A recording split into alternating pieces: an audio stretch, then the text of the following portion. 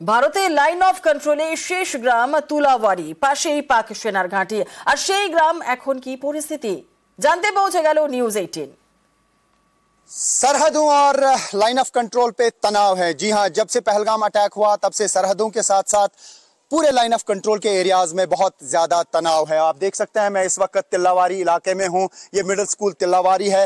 ये Indian side से जो एलओसी है उसका आखिरी गांव है और यहाँ पर साथ में ही पाकिस्तानी आर्मी के पोस्ट्स हैं और जब भी यहाँ पे पास्ट में फायरिंग हुई है, शेलिंग हुई है, तो ये पूरा इलाका ज्यादा प्रभावित हुआ और इस स्कूल के इर्द गिर्द गोलियां लगती हैं जब स्मॉल आर्म्स से पाकिस्तानी आर्मी पोस्ट से फायरिंग की जाती है। जब वो सीज फायर वायलेशन करते हैं फिर इंडियन आर्मी रिटालिएट करती है, तो आपस की फायरिंग में यहाँ पर ये पूरा एरिया प्रभावित होता है। हालांकि आज ये स्कूल बिल्कुल रवां दवां है।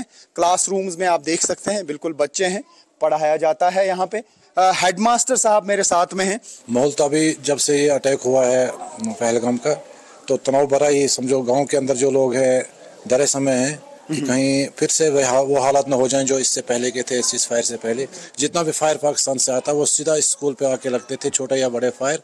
और हमें स्कूल जो है कई कई दिनों तक बंद रखना पड़ता था। पूरे एरिया में तनाव है, आप देख सकते हैं। हालांकि बच्चे यहाँ पे क्लासरूम्स में हैं। अभी क्या सोच रहे हैं? बच्चों के पेरेंट्स में भी थोड़ा सा कंसर्न होगा कि कहीं फायरिंग ना हो। हाँ बिल्कुल, ये तो है कि कहीं फायरिंग ना हो। हमें 10 बजे या 9:30 बजे स्कूल लगता है तो पहले ये फोन आ जाता पेरेंट्स का कि सर ध्यान रखिए, हमने सुना जी अभी फायर होने वाला है। तो अगर ऐसा कुछ हुआ तो बच्चों को जल्दी घर भेज दें। यहाँ पे वैसे कुछ बंकर्स होने चाहिए थे बच्चों के। बंकर्स तो स्कूल के लिए होने चाहिए थे लेकिन बदकिस्मती से ये यहाँ नहीं बन पाया। कामकाज स्कूल में हो रहा है। जितने भी टीचर्स हैं, जितने भी क्लासरूम्स हैं, टीचर्स क्लासरूम्स में हैं। ये आखिरी स्कूल है लाइन ऑफ कंट्रोल पर। ये तिल्लावारी मिडिल स्कूल है और यहाँ पे बच्चे आप देख सकते हैं क्लासरूम्स में हैं। वहां से फायर आता है तो वो सीधे यहाँ इस एरिया में लगता है। न जाने कितनी गोलियों के निशान इस स्कूल के इर्द गिर्द लगे होंगे। जिस तरीके से हेडमास्टर साहब ने भी कहा, ये वाला जो माउंटेन है ये इंडियन साइड से आखिरी लाइन ऑफ कंट्रोल का माउंटेन है और वो जो इस यहाँ से हालांकि बाहर से दिखेगा, मैं कोशिश करूंगा दिखाने की,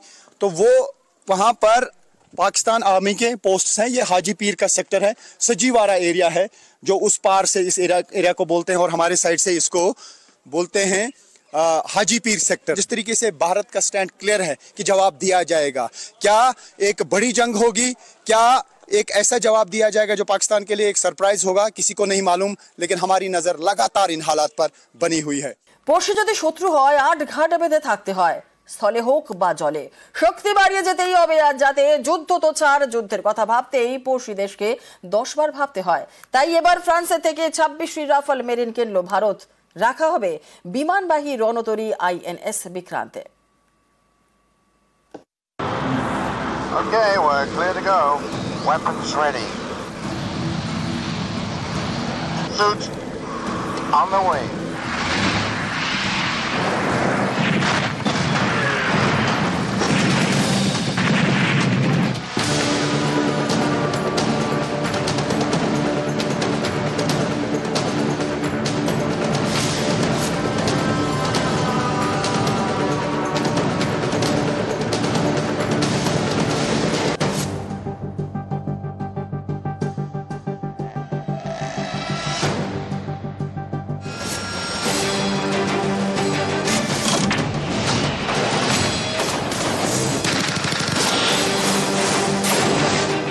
দেশের 3 দিকে সমুদ্র, প্রতিরক্ষায় জল সীমান্তে ভারতের বিশেষ নজর। তার কারণও আছে, দেশের প্রতিবেশীরা তো আসলে শত্রু। কিছুদিন আগে শ্রীলঙ্কার সঙ্গে যৌথ নৌসেনা মহড়ার পরিকল্পনা করে ফেলেছিল পাকিস্তান। ভারত বাগড়া দেওয়ায় শেষ বেলায় পিছিয়ে আসে শ্রীলঙ্কা।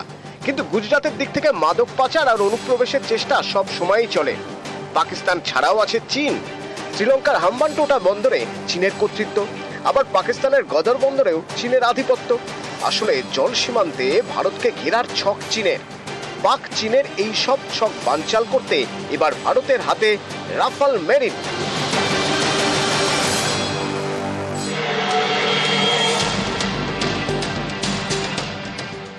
বায়ুসেনার পাশাপাশি এবার নৌসেনার হাতেও রাফাল। সোমবার 26টি রাফাল মেরিন কেনার জন্য ফ্রান্সের সঙ্গে চুক্তি সই করল ভারত।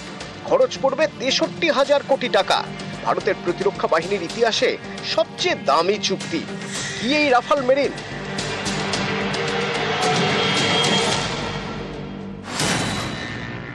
বিশ্বের সবচেয়ে উন্নত নৌ যুদ্ধ বিমান।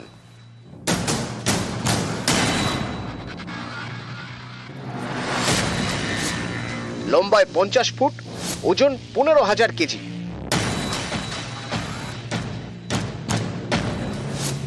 খুব কম জায়গার মধ্যে টেক অফ ও ল্যান্ডিং এ সক্ষম।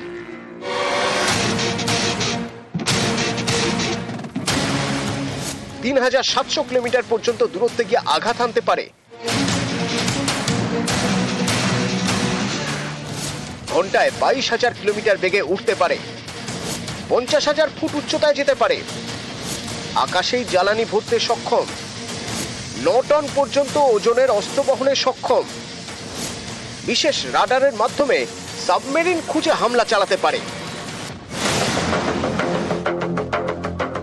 এর আগে ভারতের হাতে ছিল রাফাল, এবার এলো রাফাল এম বা রাফাল মেরিন। রাফালের পাখা ভাঁজ হয় না, কিন্তু রাফাল মেরিনের পাখা ভাঁজ হয়। রাফালে সাধারণ অবতরণের ব্যবস্থা, আর রাফাল মেরিন টেল হুকের মাধ্যমে জাহাজে অবতরণ করতে পারে। রাফালের রাডার সাধারণ রাডার, আর রাফাল মেরিনের উন্নত মানের রাডার। রাফালে থাকে সাধারণ মিসাইল, আর রাফাল মেরিনে জাহাজ বিধ্বংসী মিসাইল। আগেও জলপথে পাকিস্তানের চেয়ে কিছুটা এগিয়েই ছিল ভারত। ভারতের সাবমেরিন রয়েছে 18টি, আর পাকিস্তানের 8টি। 2টি নিউক্লিয়ার সাবমেরিনও রয়েছে ভারতের। পাকিস্তানের হাতে অবশ্য সেরকম কিছু নেই। আর এবার আইএনএস বিক্রান্তে শোভা পাবে রাফাল এম, যা পাকিস্তানের রক্তচাপ বাড়ানোর জন্য যথেষ্ট। চিন্তায় ফেলবে চীনকেও। নিউজ 18 বাংলা। পহেলগাঁও হামলায় ফুঁসছে দেশ, সীমান্তে তৈরি সেনা। ভৌগোলিক অবস্থানের সুযোগ নিয়ে ঢুকে পড়তে পারে জঙ্গিরা, কিন্তু শত্রু মোকাবিলায় তৈরি দেশ। এনওসি থেকে নিউজ 18 এর এক্সক্লুসিভ রিপোর্ট। पहलगाम आतंकी हमले के बाद पूरे देश को बदले का इंतजार है और पाकिस्तान इसी नियत से बुरी तरीके से घबराया हुआ है, दहशत में है पाकिस्तान। और सीमा पर एलओसी पर यह गतिविधियां लगातार हमें देखने को मिल रही है। इस वक्त हम एलओसी के पास के इलाके में मौजूद हैं, लेकिन देश के हित को ध्यान में रखते हुए न्यूज 18 इंडिया न उस लोकेशन की न उस पोस्ट की जगह को बयान करेगा।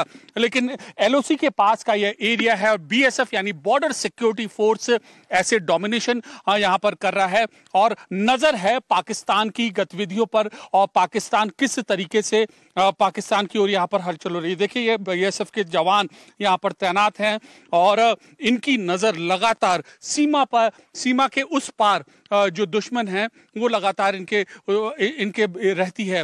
बीएसएफ वह फोर्स है जो सेना के साथ एलओसी के एरियाज में कुछ जगहों पर जम्मू कश्मीर में तैनात है और उनमें से एक एरिया ये है। देखिए, पूरी चाल क्या रहती है पाकिस्तान की, हम आपको बताते हैं। अगर आप उस ओर नजर डालें तो घने जंगलों का, पहाड़ियों का फायदा उठाकर, देखिए एक ओर यह जंगल है तो दूसरी ओर वो पहाड़ियां हैं।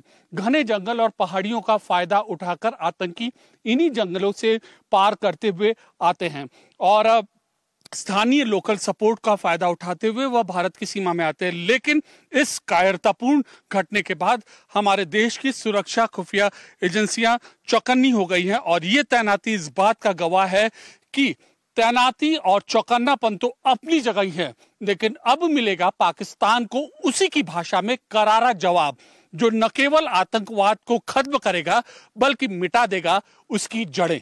कैमरा पर्सन राकेश नेगी के साथ अमित पांडे, जम्मू कश्मीर, न्यूज 18 इंडिया।